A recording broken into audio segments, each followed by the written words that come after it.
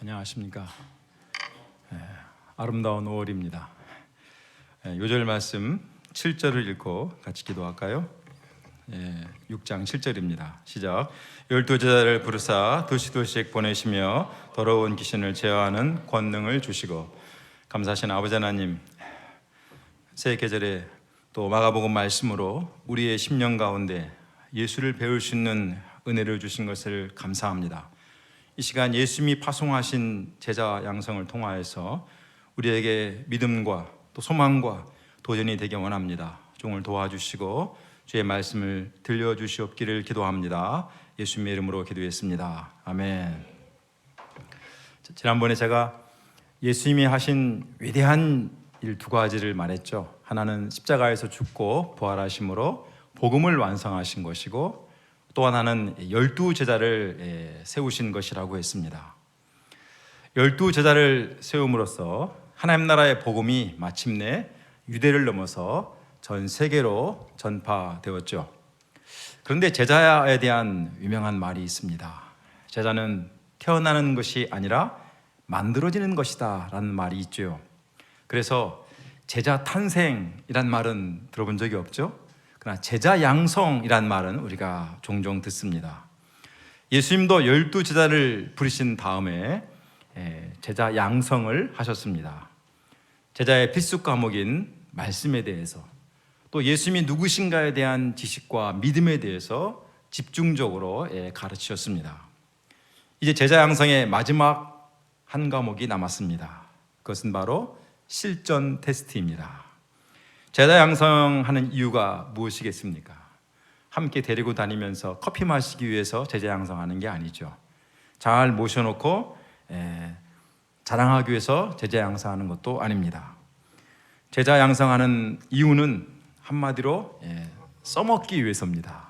표현이 좀 거칠지만 제자편에서는 쓰임받기 위해서라고 할 수가 있습니다. 쓰임을 받으려면 훈련이 필요하고 연습이 필요하죠. 우리가 운전면허를 따고 바로 나가면 쾅 들이받습니다. 그래서 주행 연습을 하고 또 많은 시행착오를 겪으면서 점점씩 실력이 늘죠. 마찬가지로 제자가 되려면 실전 연습이 필요합니다. 오늘 바로 그 실전 연습을 다루고 있는 장면입니다. 자, 그런데 본문을 우리가 함께 1절부터 3절까지 읽었는데 좀 재밌는 것을 볼 수 있어요. 제자 양성에 대한 파송은 그렇게 중요한데 한 7절밖에 안 돼요. 근데 앞에 예수님께서 고향에서 배척받은 장면이 한 6절 있고, 무려 그 뒤에 16절이나 세례 요한의 죽음을 기록해 놓고 있습니다. 제자 양성이 그렇게 중요한데, 가장 중요한 제자 양성을 다루는데 그 가운데 짧게 있고 앞뒤로 별로 기분 좋은 말씀이 아닌 것들이 배치되어 있습니다. 저자 마가가 왜 이렇게 했을까요? 우리 같으면 제자 양성을 세세하게 조목조목 기록해 놓고 꽉 채워도 부족할 것 같은데, 고향에서 배척받으신 예수님, 또 세례 요한의 죽은 이야기를 배치해 놓고 있는 것이 과연 우리에게 주는 메시지가 무엇일까요? 제자 파송과 이것은 또 어떤 관계가 있을까요? 이 고민 가운데 오늘 말씀을 한번 나누기 바랍니다. 1장 예수님이 고향에서 배척받으시다. 1절로 6절입니다. 제자들을 부르신 예수님은 우리가 앞에서 본 대로 자신의 능력을 보여주셨습니다. 예수님은 이를 통해 제자들에게 예수님께 대한 믿음을 갖도록 도와주셨다고 했습니다. 그리고 이제 예수님은 제자들과 함께 고향으로 향하십니다. 나사렛 촌구석에서 30년을 묻혀 계시던 예수님이 세상에 나와가지고 능력을 행하고 말씀으로 사람들을 감동시키고 이제는 제자까지 세워가지고 고향을 향합니다. 어땠을까요? 아마 보통 사람 같으면 나사렛 마을 입구에 환영! 우리 마을에 위대한 하나님의 사람이 나타나다! 환영합니다! 이 프랜카드가 몇 개 정도 붙어야 되지 않을까요? 제 아들도 아마 예수님과 함께 가면서 예수님의 고향 가면 우리는 엄청나게 대접을 잘 받을 것이다 기대했을 것 같아요. 자, 그런데 어떠했습니까? 안식일이 되어 예수님께서 회당에서 평소처럼 말씀을 가르치셨습니다. 예수님의 가르침에 많은 사람이 듣고 놀랐다고 했습니다. 예수님은 모든 사람이 감탄을 자아낼 정도로 상당한 능력과 감동 가운데 말씀을 전하셨습니다. 과연 예수님이죠. 그래서 메시지 성경에는 이 사람이 이렇게 훌륭한 사람인지 미처 몰랐다, 어떻게 이렇게 갑자기 지혜로워지고 이런 능력을 갖게 되었을까 놀랐다라고 표현했습니다. 사실 이것은 예수님이 어디 가서 말씀을 전해도 나타나는 일관된 반응입니다. 제 아들은 예수님이 고향에서 말씀을 전할 때 사람들이 와 감동하는 걸 보면서 엄지척을 했을 거예요. 그런데 이후의 반응은 다른 곳과 전혀 달랐습니다. 고향 사람들은 예수님의 지혜와 권능에 놀라면서도 예수님의 가르침을 받아들이거나 믿으려고 하지 않았습니다. 그들은 예수님을 향해서 마리아의 아들 목수가 아니여 이렇게 말했다고 했습니다. 마리아의 아들 목수, 우리가 흔히 누구의 아들이라고 말할 때 특히 유대 사회에서는 가부장적인 아버지의 권위가 절대적이기 때문에 아버지의 이름을 대죠. 요셉의 아들 이렇게 하는 것이 당연합니다.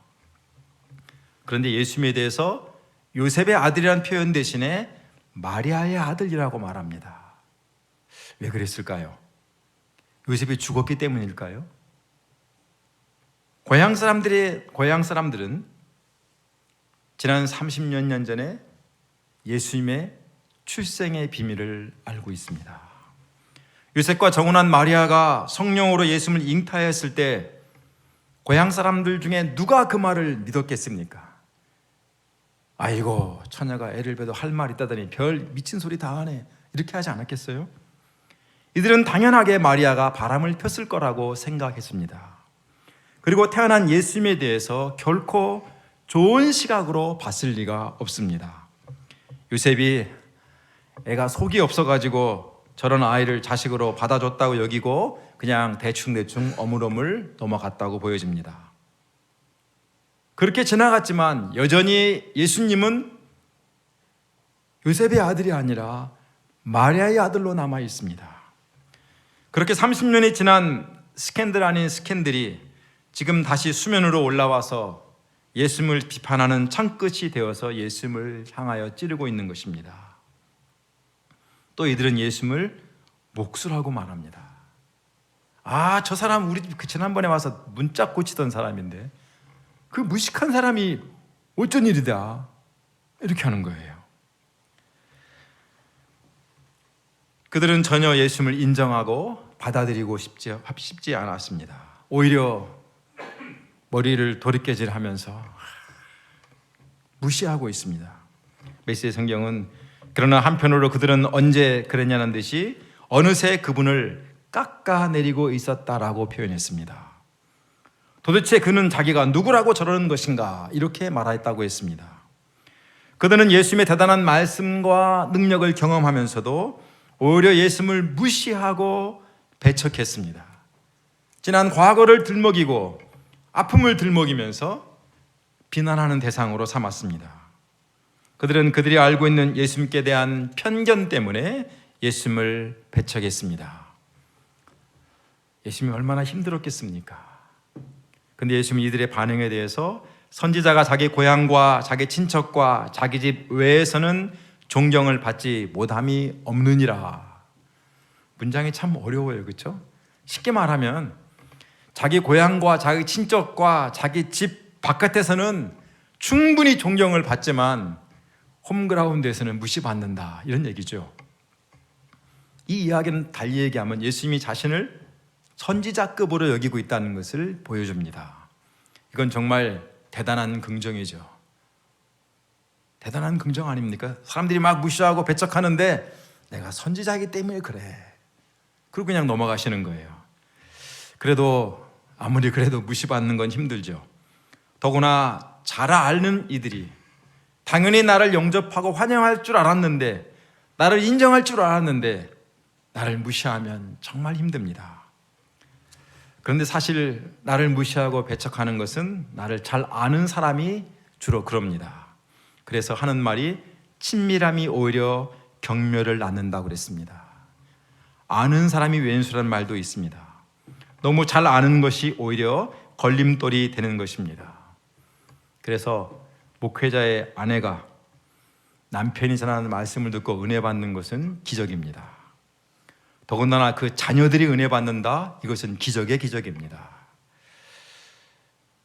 제가 목자 수양에 참석하면 주로 후배들이 말씀을 전합니다.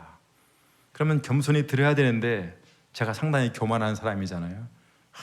문장을 저렇게 쓰면 안 되는데 왜 저기서 저런 예화가 나왔을까? 이 따지고 있느라고 전혀 말씀을 못 들을 때가 종종 있었습니다. 우리 중 아마 후배가 말씀을 전하면 선배들이 그럴 수 있어요. 기도가 더 필요한데 어떻게 저렇게 말씀을 버벅거릴까? 방법을 판단하고 내용을 판단하다가 하나도 못 들을 수 있어요.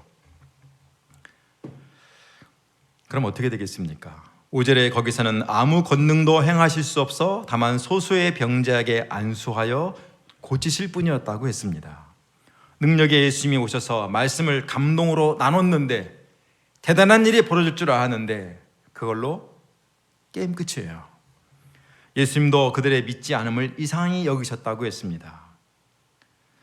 이것은 사실 오늘 우리도 많이 겪는 일이죠. 내가 받은 복음, 내가 받은 신앙을 나누고 싶은데 가족이나 친구가 나를 배척합니다. 이게 이상해졌어. 그리고 오히려 나를 무시합니다. 저도 예수 믿은 동안 지난 20년 세월 동안 배척을 참 많이 당했습니다. 자, 그런데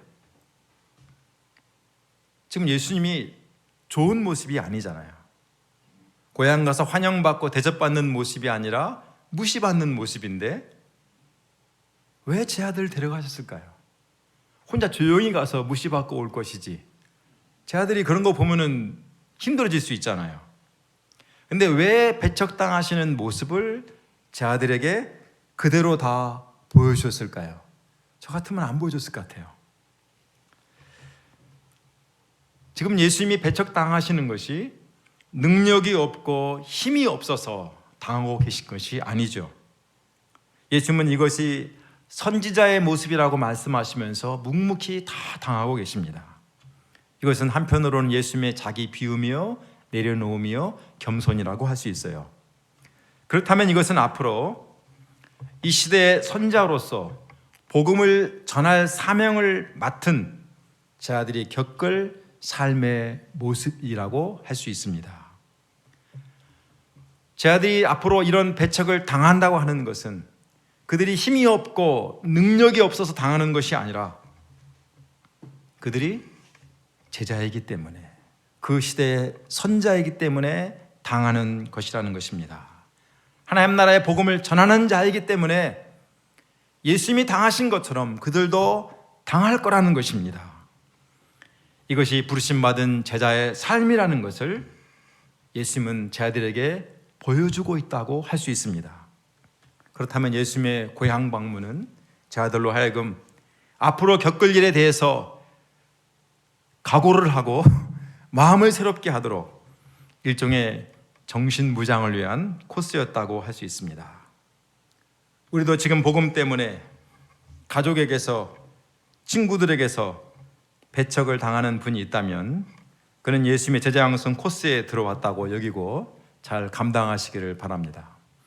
제가 2주 전에 우물파기 선교하는 권성교사님을 공항에서 배웠는데 자기가 그렇게 홀로 다니면서 전 세계 우물을 파고 선교를 하는데 자기 식구 중에 누구도 자기를 후원해 준 사람이 없고 오직 어머님만이 아들에 대한 안타까운 마음에 후원하고 있다 이런 말 하면서 배척당하는 이야기를 했습니다.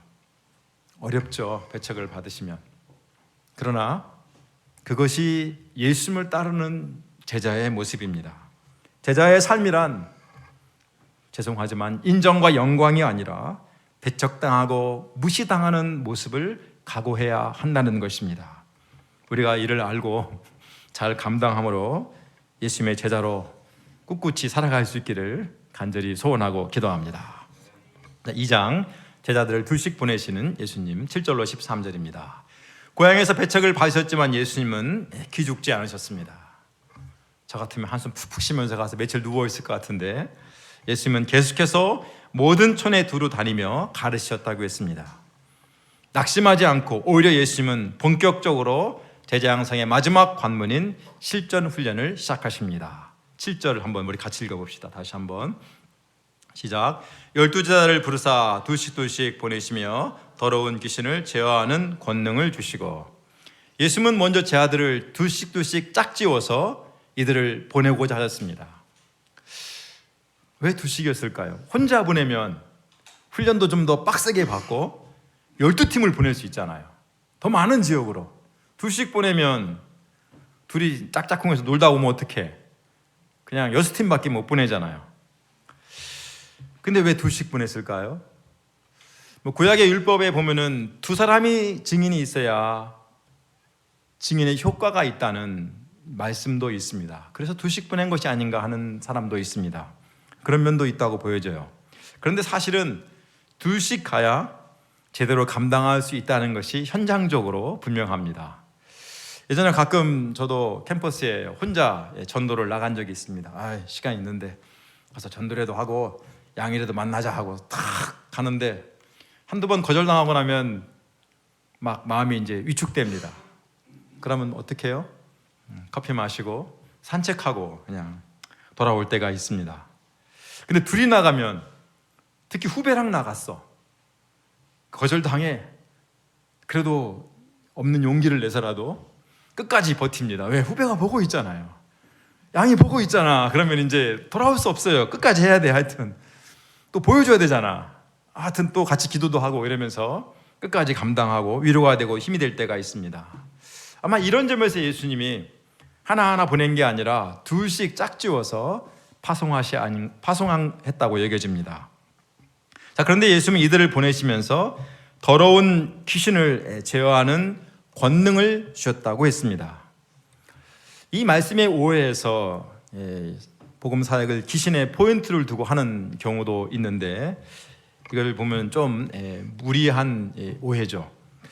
이것은 왜 더러운 귀신을 제어하는 권능을 주셨는가 하는 것은 예수님의 사역을 보면은 우리가 이해할 수 있습니다. 처음부터 더러운 귀신을 내어 쫓는 것은 스가랴 선지자 예언의 대로 메시아가 오셨다는 분명한 증거 중에 하나였기 때문입니다.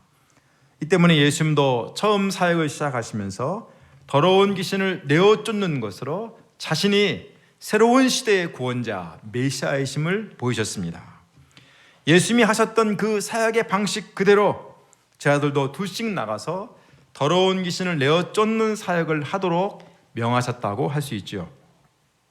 이제 제자들을 통해서 새로운 구원의 시대, 새 출애굽의 시대가 왔다 하는 것을 선포하기 원하신 것입니다.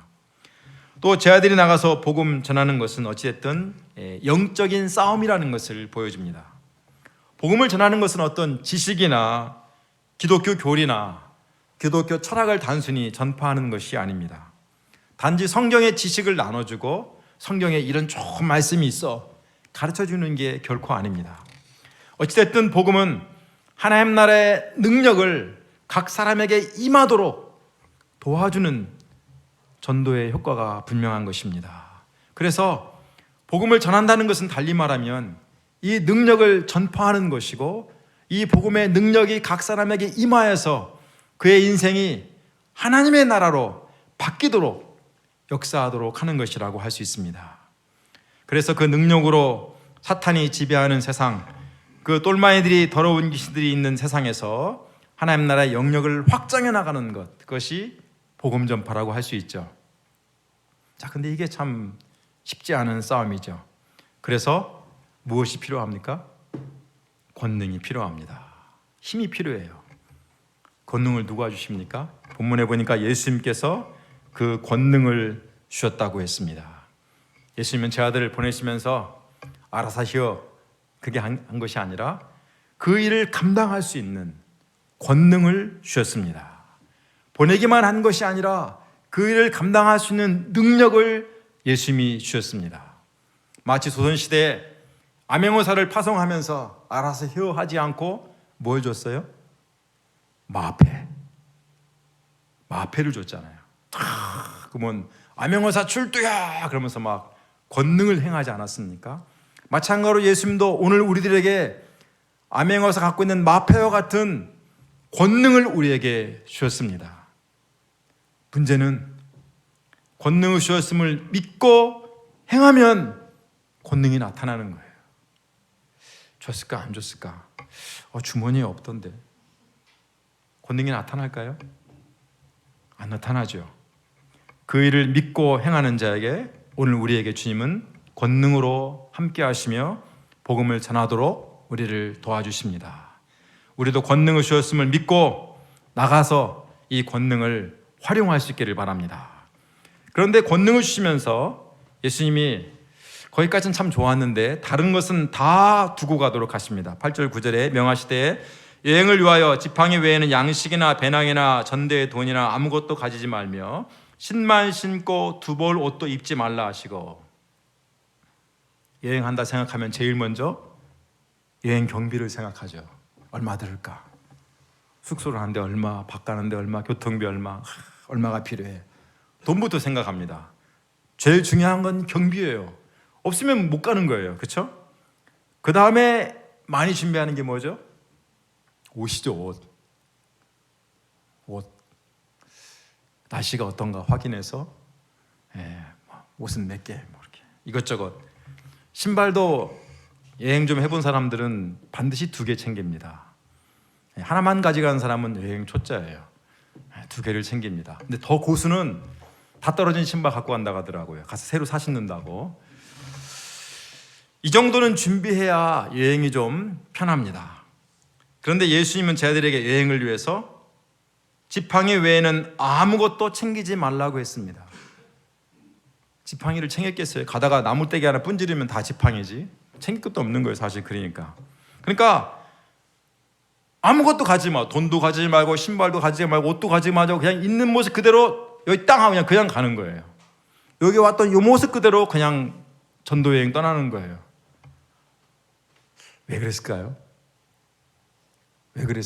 무엇을 말할까요? 돈도 의지하지 말고 옷도 의지하지 말고 오직 믿음으로 가셨다라는 이야기를 우리는 많이 합니다. 그래서 이를 흉내내어 생긴 것이 다른 선교단체의 거지 전도단이라는 것이 있습니다. 아무것도 준비하지 않도록 하고 어디 곳에 딱 떨어뜨려가지고 거기에서 일주일 열흘 지내면서 전도하도록 이렇게 훈련시키는 것입니다. 나름 믿음도 체험했겠지만 정말 고생들을 많이 합니다. 가서는 제일 먼저 이제 밤에는 교회에서 자고 아는 선교단체 선배들이 없는가 다 주소 확인하고 이렇게 해서 머문다고 그래요.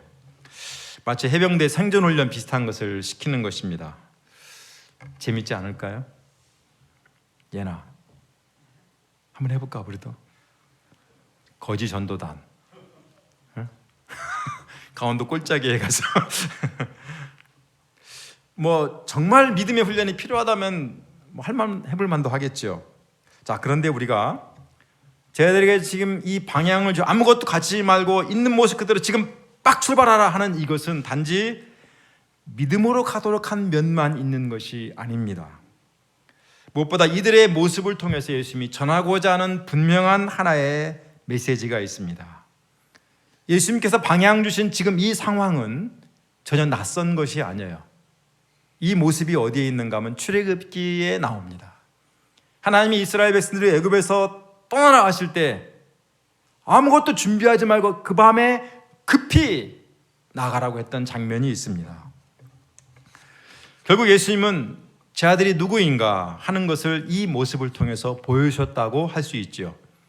또 이들을 통해서 예수님께서 전하고자 하는 메시지가 무엇인가를 선포하는 것이라고 할 수 있습니다. 예수님께 제자들에게 명하신 이 복장, 이 모습은 이제 새로운 출애굽이 다가왔음을 알리는 일종의 굳이 말한다면 출애굽 유니폼, 출애굽 복장이라고 할 수 있습니다.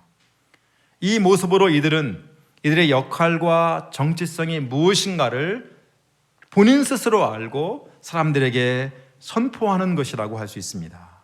제 아들이 누구입니까? 이들은 새로운 출애굽을 인도할 인도자들이요, 예수님을 통해 시작되는 새로운 출애굽, 새로운 구원의 전파자들이라는 것입니다. 제 아들은 새로운 시대가 왔음을 알리는 새 시대의 증인들이라는 것입니다. 이 시대 오늘 우리의 역할도 그렇죠.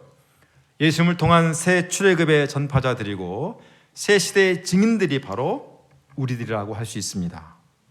예수님은 제 아들의 패션만이 아니라 이들의 삶의 모습까지 방향을 주셨습니다. 10절에 보니까 또 이르시되 어디서든지 누구의 집에 들어가거든 그곳을 떠나기까지 거기 유하라.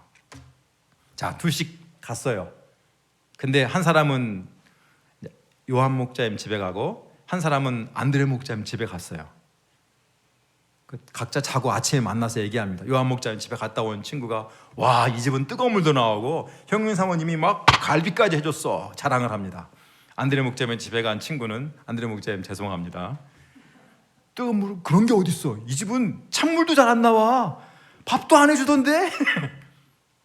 그러면 무슨 생각이 들겠어요? 오늘 밤에 방을 바꾸자. 당연히 그렇게 말하겠죠. 그렇게 하지 말라는 거예요. 계속해서 안드레 목자님 집에 있으라는 거예요. 왜 그래요? 안 입고 여기는 뜨거운 물 안 나오니까 갈래 하고 가면은 얼마나 거기 있는 사람이 상처받겠어요. 안드레 목자님이 힘들겠어요. 자기는 그렇게 늘 살아왔는데, 그게 익숙한데, 그렇죠? 전도자가 삶의 형편에 따라서는 엎치락뒤치락 하지 말고 변함없이 마음을 지키고 중심을 지키는 것, 삶의 모습을 유지해 나가는 것, 이것을 예수님은 감당하도록 하신 것입니다. 왜 그랬을까요? 전도자는 말로만 복음을 전하는 것이 아니라 삶의 모습, 살아가는 모습도 하나의 중요한 전도이기 때문입니다. 그래서 흔히 하는 말이 있죠. 삶이 곧 메시지다. 좋은 것만 찾아다니면서 복음이 어떻다 그러면 누가 그걸 믿으려 하겠어요, 그렇죠? 자, 복음을 전해서 받아들이면 좋지만 그렇지 않은 경우도 있습니다. 어떻게 할 것인가를 예수님이 말씀하십니다. 11절에 어느 곳에든지 너희를 영접하지 아니하고 너희 말을 듣지도 아니하거든 거기서 나갈 때 발 아래 먼지를 떨어버려 그들에게 증거를 삼으라. 발 아래 먼지를 떨어버리는 것은 구약에 종종 나오는 이야기입니다. 언제 나오죠? 유대인이 이방 지역에 여행 갔다가 돌아올 때 그 경계선에서 발 아래 먼지를 떨어버린다 그랬습니다. 그래서 나는 하나님의 백성이 아닌 이방인과 관계가 없고 너희들은 이방인으로 상종치 못할 자들이라는 것을 증거로 삼고 표시를 하는 것입니다. 자, 그런데 제자들이 이방인 지역 가서 복음 전하는 게 아니죠. 유대 지역에서 복음을 전합니다. 근데 안 받아들여. 그러면 발에 먼지를 떨어버리라고 그랬어요. 그러면 그 모습을 본 유대인이 그게 뭔지를 잘 알잖아요. 뭘 말하는지 너무 잘 알잖아요. 그렇죠? 그건 왜 그렇게 하겠어요? 너는 하나님의 나라 백성이 아닌 이방인이다라는 것을 표시하라는 것입니다. 경고를 삼으라는 거예요. 너는 이방인과 똑같이 복음을 거절했으니까 불결한 자고 하나님의 나라에서 제외된 자다라는 것을 분명하게 메시지를 전하라는 것입니다. 왜 이렇게 하라고 했을까요?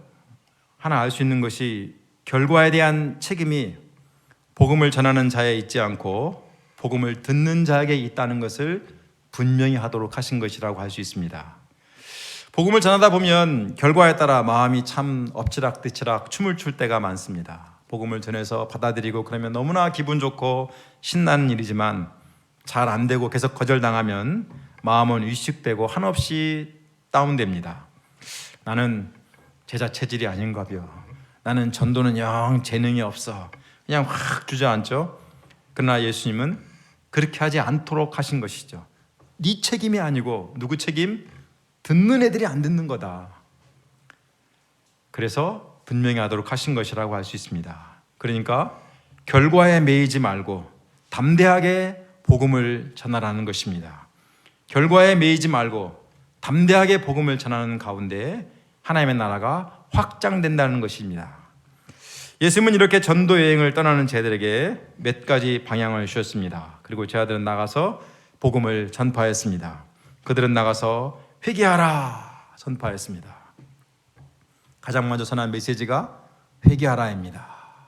사람들이 교회 가기 싫은 두 번째 이유 중에, 두 가지 이유 중에 하나가 교회 가면 회개하라 하는 소리가 듣기 싫어서 안 온다고 그랬습니다.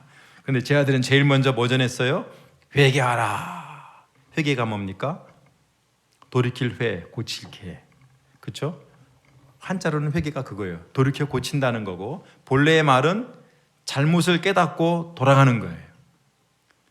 그러니까 이게 쉬운 게 아니죠. 내가 살아온 인생에 문제가 있다 생각하고 하나님께 돌아가는 것이 결코 쉬운 일이 아니죠.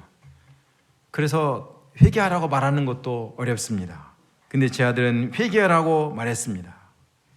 회개해야 하나님 나라가 임하기 때문에 회개를 전파했습니다.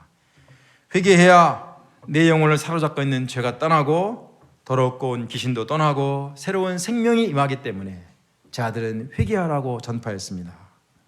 그리고 많은 귀신을 쫓아내고 많은 병자에게 기름을 발라 고쳤습니다. 이들의 첫 번째 실전 훈련 어땠을까요? 제대로 잘하고 있습니다. 이들은 예수님의 제자로서 예수님께서 하셨던 그 방법 그대로, 전하셨던 메시지 그대로 너무나 잘하고 있습니다. 이렇게 해서 이들은 작은 예수로서 한 걸음 한 걸음 예수님의 소망을 이루는데 다하고 있습니다. 자, 3장 세례 요한의 죽음 14절로 29절입니다. 먼저 제 아들의 전도 여행으로 인한 영향력이 어땠는가를 말하고 있습니다. 14절 보면은 이에 예수의 이름이 드러난지라. 이게 당연한 것 같은데 이게 참 놀라운 표현입니다. 우리는 교회사에서 찰스 피니의 부흥운동, 웨슬레의 부흥운동, 요나단 에드워즈의 부흥운동 많이 알고 있습니다. 그러니까 복음 열심히 전했던 찰스 피니나 웨슬레나 요나단 에드워즈를 우리는 기억합니다. 그런데 여기에는 이에 예수의 이름이 드러난지라라고 했습니다. 찰스 피니나 웨슬레나 요나단 에드워즈를 비판하고자 하는 것이 아니라 제 아들이 전도여행을 했는데 베드로의 부흥운동, 요한의 부흥운동 이게 나오는 게 아니라 제 아들의 이름이 아닌 예수님의 이름이 드러났습니다. 뭘 말할까요? 이것은 제 아들이 제대로 예수님이 가르쳐 주신 대로 했다는 것을 의미합니다. 또 전도가 무엇인가를 말해줍니다. 전도는 단지 하나님 나라를 전파하는 것이 전부가 아니지요. 귀신이 쫓겨나고 병을 고치는 것만이 전도가 아닙니다. 전도는 예수의 이름이 드러나는 것입니다. 전도자가 아니라 예수님께서 영광 받으시고 예수님 중심으로 한 사람의 인생이 세워지도록 하는 것, 그의 이름과 그의 고백에서 예수가 드러나는 것, 그것이 바로 건강한 전도라고 할 수 있죠. 제 아들이 그렇게 한 거예요.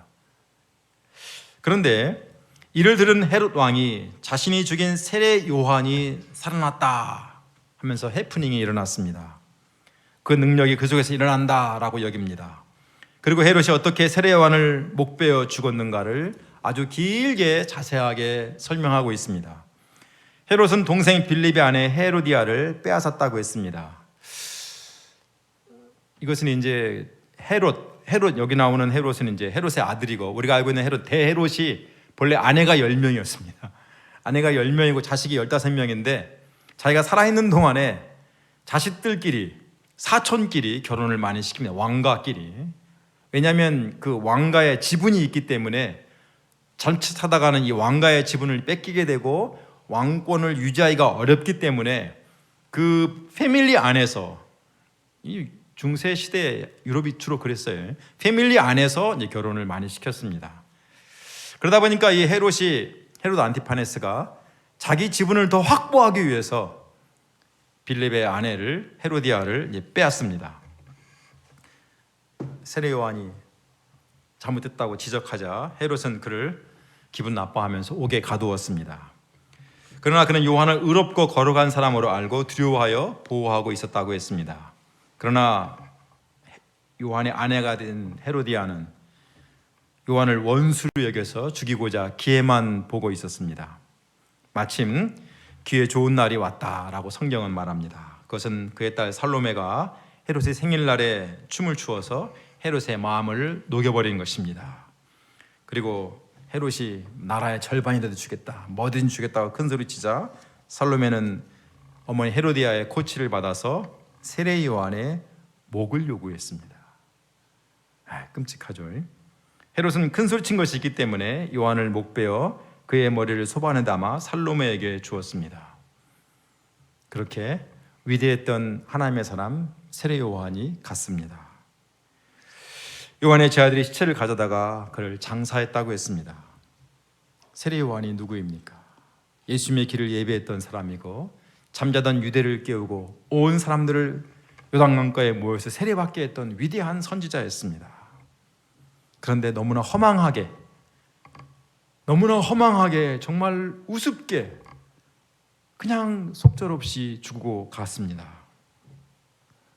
참 안타깝죠. 자, 그런데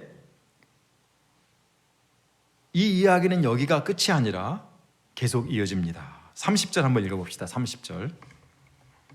성경은 띄워놨는데 우리는 붙여서 봅니다. 30절 한번 읽어볼까요? 시작.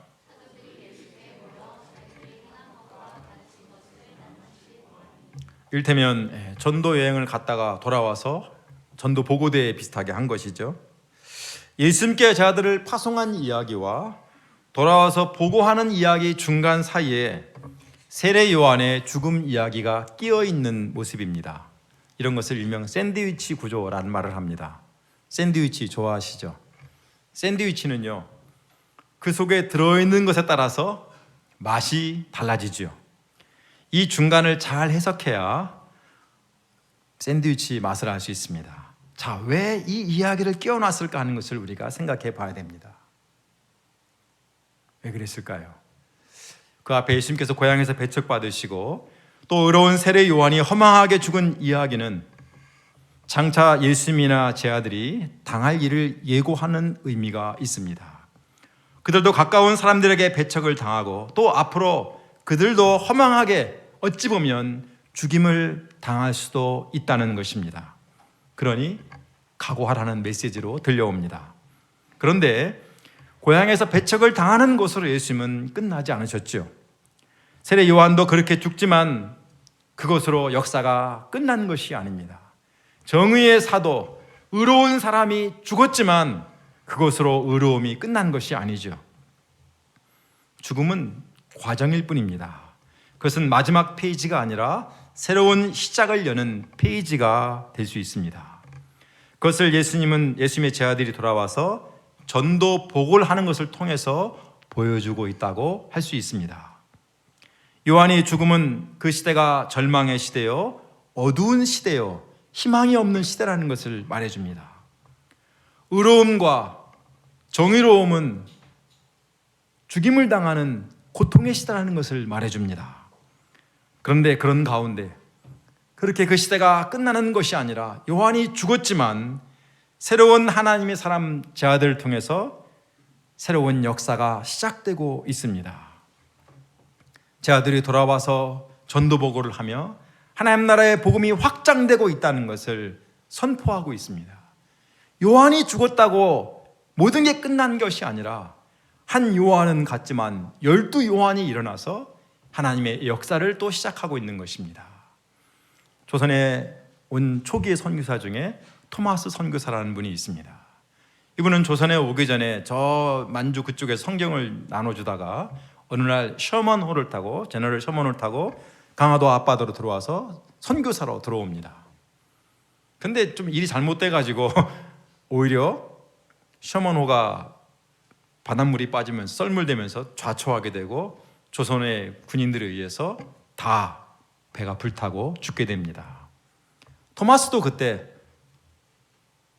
선교하러 왔다가 한 사람에게도 복음을 전하지 못하고 그대로 조선의 군졸에게 수병에게 목배임을 당하고 죽습니다. 그는 죽으면서 끝까지 우리를 말하면 예수, 한자로 하면 야소 외치며 성경책 몇 권을 남기고 죽습니다. 한글로 번역한 성경이었죠. 조선말로. 근데 그것을 본 한 청년이 그가 던져버린, 놓고 간 성경책을 줍고 두려우니까 그것을 군졸에게 줍니다. 토마스를 죽인 군졸은 그걸 갖고 있다가 군졸을 그만두고 여관을 차립니다. 근데 그때 그 청년이 군졸에게 줬던 그 청년이 나중에 그 여관 차린 그 군졸의 집에 가서 머물게 되는데, 군졸이 자기 집 여관방을 성경책을 찢어서 벽에 발았어요. 성경책이 종이가 좋잖아요, 그 당시에. 그래서 사람이 누워서 이렇게 보다 보니까 성경이 보이는 거예요. 그걸 읽다가 이 사람이 변화가 됩니다. 이 사람이 최칠항이고 군졸 이름은 박영시고 교회사에 나오는 인물입니다. 최칠항이라는 사람이 읽다가 변화된 사람인데, 그 사람이 은혜를 받고서 집을 하나 사가지고 교회를 만듭니다. 그것이 그 유명한 평양대부흥운동의 시작이 된 평양장대현 교회의 시작이 됩니다. 토마스 선교사는 그 누구에게도 복음을 전하지 못하고 그냥 전하러 왔다가 죽었어요. 그래서 이제 교회사의 논쟁 중에 하나가, 토마스가 선교사라고 할 수 있는가? 아무에게도 복음을 안 전했는데 그거 한 일이 뭐가 있냐? 이렇게 비판하는 사람이 있을 정도였어요. 그런데 그가 뿌린 그 성경책으로 인해서 그렇게 죽었지만 그 사람의 역사가 사라진 것이 아니라, 그가 죽음으로 뿌린 선교의 씨가 후에 엄청난 많은 열매를 맺고 평양에 복음이 전해지고 이 땅에 복음이 전해지는 수많은 열매의 시작이 되었습니다. 아무것도 한 것이 없는 것 같은데, 세례 요한은 그냥 그렇게 죽은 것 같은데, 성경은 말합니다. 그의 죽음은 그것으로 끝나지 않고 제 아들의 복음 전파로 새 일이 시작되고 있다고 선포합니다. 복음 때문에 당하는 배척, 심지어 어둠과 절망의 시대의 고통은 그것으로 결코 끝나지 않습니다. 지금 전 세계적으로 경제가 어렵다는 이야기를 우리는 늘 듣습니다. 물가가 오르고 금리가 인상되어 여러 가지 힘듭니다. 그런데 힘들고 어려운 것이 경제만이 아니지요. 복음을 전하는 것도 그 어느 때보다 어렵고 힘든 시대 환경 속에 우리가 있습니다. 예수님 시대에도 어렵고 힘든 것은 마찬가지였습니다. 고향에서 예수님은 배척받으시고 자기의 가장 훌륭한 동역자였던 세례 요한은 허망하게 죽고 모든 것이 끝난 것처럼 보이는 그런 가운데, 예수님은 정말로 이제 예수 믿은 지 얼마 되지 않은, 배운 것 별로 없는 그런 제 아들을 파송하시면서 새로운 복음 역사를 시작하십니다. 세례 요한의 죽음을 당하는 어두운 시대에서 오히려 자신의 죽음을 예고하시면서도 세례를 예수님은 시작하셨습니다. 우리가 무엇을 준비해야 할까요? 힘들 때 내일을 준비하는 사람, 가장 어둡고 답답할 때 밝은 날이 올 것을 믿는 그 사람을 통해서 하나님은 새 일을 이루시고 새 역사를 시작하십니다. 하나님께서 오늘 우리들에게도 지금 이 상황만이 아니라 앞으로를 준비하고 내다볼 수 있는 믿음과 또 비전을 우리 마음에 주시기를 간절히 소원하고 기도합니다. 지금은 어렵고 힘들도 보인다 하고 할 게 뭐가 있어, 그냥 믿음 지키는 게 최고야, 그러고 있을 것만이 아니라, 그것도 훌륭한 일이지만 이 다음을 준비하고 이 다음을 위해 기도하고 앞으로 나아가는 우리가 될 때 하나님께서 우리를 통하여서 새 시대의 일을 이루시고 우리를 통하여서 하나님의 복음은 진전되는 놀라운 역사의 비전을 이루실 것을 믿습니다. 하나님께서 이 일을 이루어 주시기를 기도합니다. 기도할까요? 하나님 아버지, 오늘 우리에게 두씩 제자를 파송하시면서 새 일을 시작하시며 나아가시는 예수님의 모습을 배우게 하셔서 감사합니다. 사실 상황이 너무 좋지 않았습니다. 예수님은 고향에서 철저히 배척받고 마리아의 아들이라는 수치스러운 이름으로 불리게 되고, 세례 요한은 죽고 정의가 무너져가는 그 어둠의 시대 가운데서 예수님은 결코 포기하지 않으셨습니다. 도시도시 제 아들을 보내시면서 오히려 새 시대가 오고 있음을 알리신 것을 봅니다. 주님, 오늘 우리 시대가 결코 만만치 않습니다. 믿음을 지키는 것만이 전부인 것처럼 보이는 시대 가운데 우리가 있습니다. 그러나 주님 저희들을 도와주시고 우리도 멈추지 않고 나아가게 도와주십시오. 오늘 우리가 할 수 있는 일이 무엇인가 찾게 도와주시고 우리를 통하여 새로운 시대가 오고 있음을, 하나님의 구원의 시대가 오고 있음을 증거할 수 있는 저희들이 될 수 있도록 도와주시옵소서. 예수님의 이름으로 기도하였습니다. 아멘.